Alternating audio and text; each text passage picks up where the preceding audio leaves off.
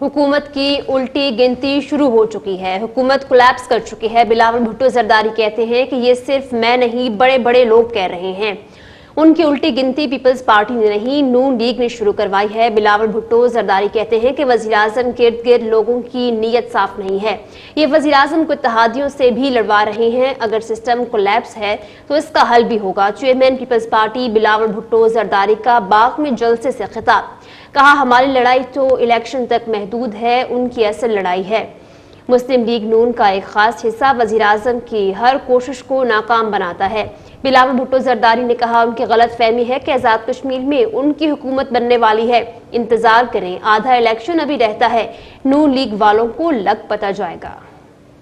गिनती उल्टी गिनती तो शुरू हो चुकी है। तो बड़े बड़े लोग कह रहे हैं, बड़े बड़े लोग कह रहे हैं कि इनका हुकूमत कोलैप्स हो चुका है।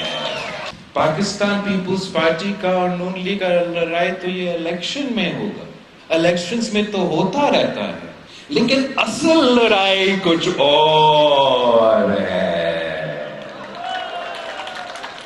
असल लड़ाई कुछ वो लड़ाई नहीं जो चलता रहता है। मैं कोई और लड़ाई का बात कर रहा हूं, जो इसकी वजह से वजीर आजम का नियत तो अच्छा, वजीर आजम का कोशिश भी अच्छा, लेकिन किसी वजह से नून लीग का एक खास एक हिस्सा वजीर आजम के हर कोशिश को नाकाम करवाता है। नून लीग का एक खास हिस्सा वजीर आजम को ऑपोजिशन से तो क्या, अपना इत्तेहादियों से भी लड़वाना चाहते हैं। इनका ये गलतफहमी है कि आजाद कश्मीर में, मुजफ्फराबाद में उनका हुकूमत बनना वाला है। इंतजार करे, पूंछ का इलेक्शंस बाकी है, भाग का इलेक्शन बाकी है, हवेली का इलेक्शन बाकी है, पलंदरी का इलेक्शन बाकी है।